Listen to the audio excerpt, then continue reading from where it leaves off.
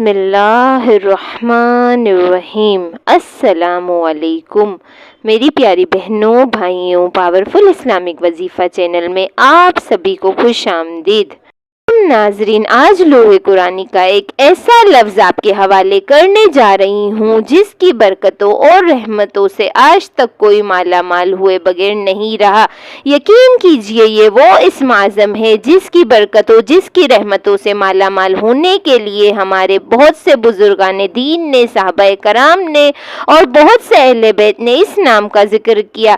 اسم اعظم اتنا طاقتور ہے کہ آج میں صرف یہ کہوں نہ کہ اگر کسی کی کوئی حاجت ناممکن ہے، دنیا میں کوئی خواہش ایسی ہے جو وہ چاہتا ہے کہ پوری ہو جائے لیکن پوری نہیں ہو سکتی، تو یقین کیجئے رب کعبہ کی بارگاہ میں جس طریقے سے عمل کی ترتیب بتاؤں گی ایسے ہی عمل کر لیجئے۔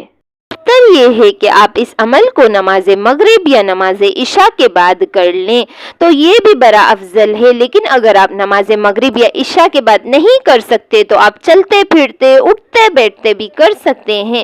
آپ کو وظیفہ بتاتے ہیں، پورے دن میں جب آپ کے پاس وقت ہو تو اس وقت بھی کر سکتے ہیں، یا کسی نماز کے بعد آپ کرنا چاہتے ہیں تو تب بھی بہتر ہے۔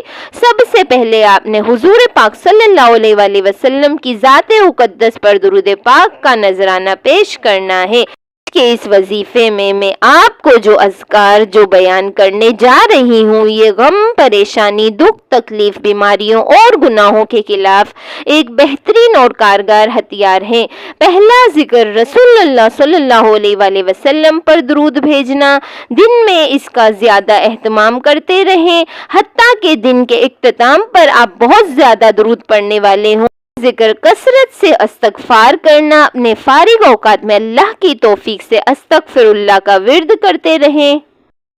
صلی اللہ علیہ وآلہ وسلم نے جو اس ذکر کے پڑھنے کا کہا ہے اس میں ایک عظیم راز پوشیدہ ہے۔ یا ذل جلال کے معنی ہے بہت زیادہ بڑے جلال، کامل بزرگی والی ہستی والا کرام کے معنی ہیں، اور اپنے اولیاء کے لیے اکرام و تکریم کی مالک ہستی۔ اور اگر آپ غور و فکر فرمائیں تو معلوم ہوگا کہ آپ نے اس بلند و برتر ہستی کی تعریف بھی کی ہے اور اس سے مانگ بھی رہے ہیں۔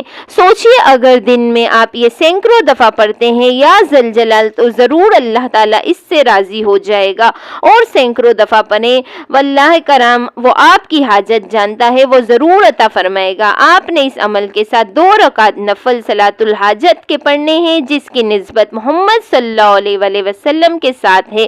پڑھنے کیسے ہیں؟ آپ نے کسی بھی وقت 2 نفل صلاۃ الحاجت کے پڑھنے ہیں۔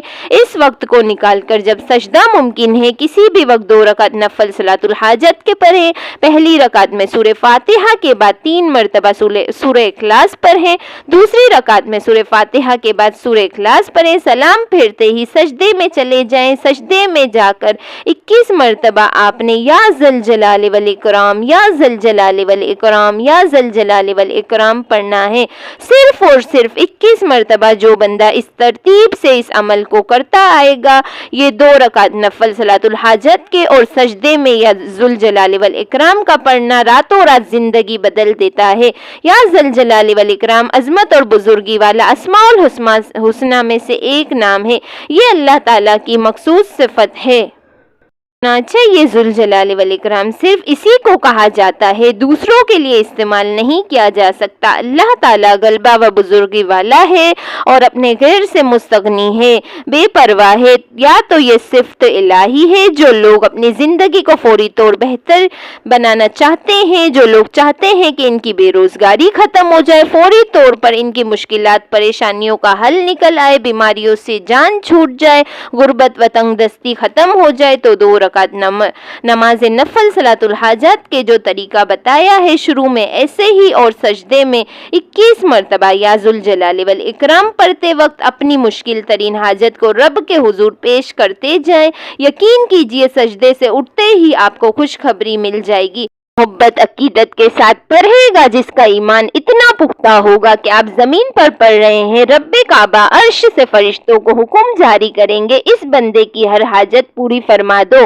اللہ تعالیٰ کے 99 ناموں میں سے کوئی ایک نام لکھ کر کمنٹس میں ضرور شیئر کیجئے گا۔ اللہ ہم سب کا حامی و ناصر ہو، آمین۔